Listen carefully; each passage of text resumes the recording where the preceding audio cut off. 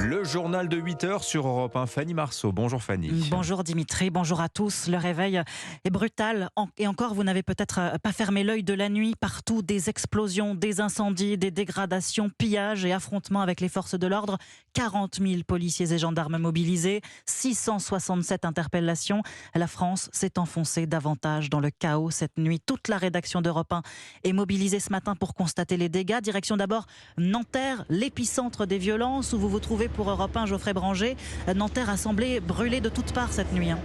Oui, des bâtiments incendiés, des mobiliers urbains détruits, des voitures calcinées. Ce matin, Nanterre a fait le bilan des dégâts. Entre tristesse et colère, Marie, bouleversée, vit ici depuis plus de 20 ans. Là, on voit un quartier complètement ravagé par la racaille. Et moi, je pense aux pauvres commerçants, aux innocents qui n'ont rien demandé, qui n'ont rien fait, qui retrouvent leur voiture complètement calcinée. Je trouve ça dégueulasse.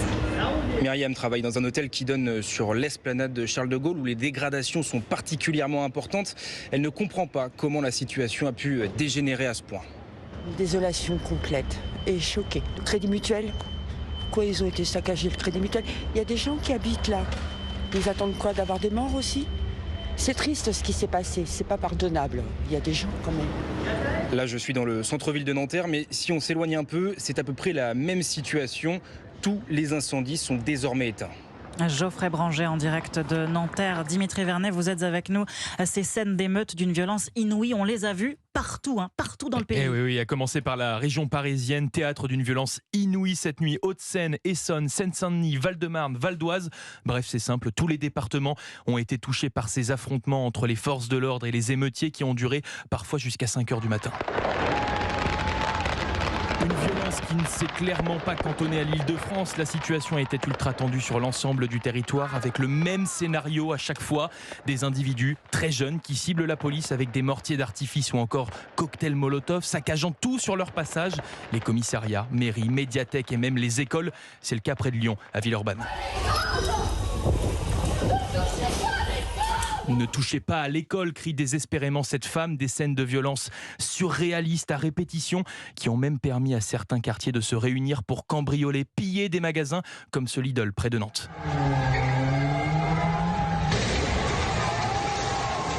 Pire, parfois, ce sont des habitations qui ont été touchées. À Mazières-les-Messes, en Moselle par exemple, où les bruits de mortier ont laissé place aux pleurs des enfants choqués. Ça fait froid dans le dos. Merci Dimitri Vernet. Et un poussée de fièvre dans tout le pays. On prend maintenant la direction de Marseille. Avec Stéphane Burgat, correspondant d'Europe 1 dans la cité phocéenne. Stéphane, sur le Vieux-Port, on constate les dégâts aussi ce matin. Oui, avec là aussi de nombreuses poubelles brûlées, des abribus brisés, plusieurs boutiques également prises pour cible, voire même pillées, téléphonie mobile, maroquinerie, chausseurs, supérettes ou encore, écoutez, ces buralistes qui constatent les dégâts ce matin. On va rentrer. On a plus rien, ils ont tout cassé. Ils ont pris des cartouches, des cigarettes, tous les jeux de la FDJ, les fonds de caisse, l'argent. Ils ont tout dans les 50 000 € quand même. Et après l'enseigne, ils m'ont cassé l'enseigne, la télévision. Vous le voyez, vous êtes à l'œil nu, vous voyez qu'il y a tout par terre. Tout est cassé, les tiroirs sont vides. Voilà, on est dévastés. J'ai pas de mots, je sais même pas comment je vais me relever. Je sais pas combien de temps je vais rester fermé. Je comprends pas qu'on puisse s'en prendre à nous. Voilà, et la façade également de la grande bibliothèque de l'Alcazar a été prise pour cible, protégée ce matin par de grandes planches.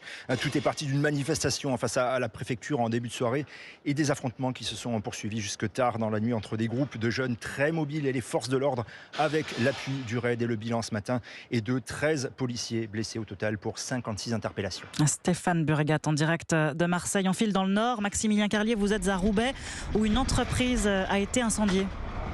Effectivement, on voit toujours des flammes au 3e étage de ce bâtiment, complètement calciné. Il ne reste que la structure finalement.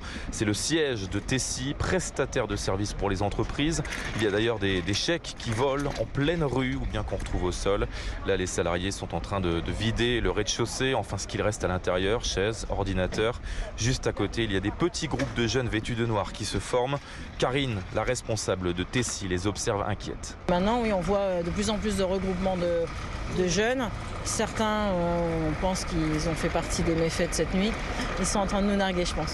Ça vous fait quoi? Peur. Peur pour moi, pour les collaborateurs. Non, c'est l'enfer. Franchement, on vit un truc de dingue là. C'est horrible, horrible. Et maintenant, on craint d'être pillé, ajoute-t-elle. Près de 550 personnes vont se retrouver sur le carreau. Ici, pour se rendre dans ce quartier à Roubaix, il faut slalomer entre les carcasses de voitures encore fumantes et les poubelles couchées totalement calcinées. Maximilien Carlier. On va à Strasbourg retrouver la correspondante d'Europe 1, Mélina Fachin. Consternation et indignation ce matin aussi de votre côté devant la mairie du quartier de Neuhof. Bâtiment public visé par les casseurs et dans lequel vous avez pu entrer tôt ce matin. Oui, effectivement, j'ai pu constater les dégâts à l'intérieur de cette petite maison à Colombage. On comprend que les émeutiers sont entrés par une fenêtre, ont mis le feu, renversé des tables, des chaises, volé des ordinateurs. L'odeur de brûlé est encore très forte. Ce riverain était là hier soir aux environs de 20h. Il dit avoir vu une vingtaine de personnes saccager cette mairie de quartier. Ils ont explosé, ils ont tout cassé en fait. C'était vraiment cassé pour casser. C'était vraiment, ils ont éclaté les volets avec des pieds de biche. Ils avaient des bidons d'essence carrément. Ils se promenaient avec des bidons d'essence de 10 litres. C'était assez impressionnant. On aurait cru qu'on était à la guerre sans être à la guerre. Regardez, tout est détruit. Les trams sont détruits, les arrêts de bus sont détruits, tout est détruit. C'est malheureux à dire. Les éboueurs ramassent en ce moment les débris un peu partout autour de moi. On ne sait pas encore quelle est l'ampleur exacte des dégâts ici à Strasbourg, mais plusieurs quartiers ont été visés, notamment 2 collèges à Cronenbourg et a priori à Haute-Pierre. Merci beaucoup Mélina Fachin en direct de Strasbourg. Vous écoutez Europe 1 matin, il est 8h08. La France qui brûle et le sentiment que par endroits la police, malgré les effectifs pléthoriques déployés sur le terrain, le sentiment que la police a été dépassée. Le gouvernement maintenant, que dit-il? Bonjour Louis Dragnel. Bonjour à tous. Chef du service politique d'Europe 1. Louis, comment l'exécutif réagit-il ce matin à ces émeutes?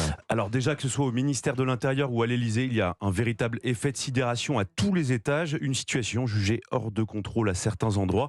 Le bilan est jugé plus grave qu'au moment des émeutes de 2005, avec quand même quelques différences. Des groupes mobiles très jeunes, des gangs extrêmement violents. Pas une grande ville n'a été épargnée, à tel point que Gérald Darmanin est intervenu personnellement pour exfiltrer des maires menacés dans la nuit. En dépit du record d'interpellation, 667 personnes, à l'Elysée, on estime que la situation durera au minimum entre 3 et 5 jours. Emmanuel Macron est à Bruxelles pour un Conseil européen, déplacement que le chef de l'État va écourter. Retour à Paris à 13h pour présider une nouvelle cellule interministérielle de crise. Louis, concrètement, que peut faire le gouvernement? Alors, je peux vous dire que les téléphones chauffent entre le ministère de l'Intérieur et l'Élysée. Rien n'est encore arbitré. Il y a des notes qui sont en train d'être préparées. Et clairement, à moyen terme, la mise en place de l'état d'urgence est envisagée, même s'il ne réglera pas tout. C'est surtout politique. Ensuite, Emmanuel Macron devrait inciter le plus de maires possible à mettre en place des couvre-feux. L'enjeu, c'est aussi la capacité pour les forces de l'ordre à durer dans le temps. L'ensemble des réservistes de la gendarmerie et de la police devrait être annoncé par le président. Pour terminer, à l'Élysée, on considère qu'il est fondamental que le président affiche la force de l'État pour montrer aux Français que désormais, c'est la fermeté qui doit primer. Louis Dragnel, chef du service politique d'Europe 1. Merci Fanny Marceau. Et on retient cette information que vous nous donnez, Louis Dragnel. Le couvre-feu, le décret du couvre-feu est désormais envisagé. Tiens, juste pour comparer, en 2005, en 3 semaines d'émeute, il y avait eu 3000 interpellations, 667, rien que cette nuit. 8h10 sur Europe 1. Justement, on va continuer à parler de cette situation exceptionnelle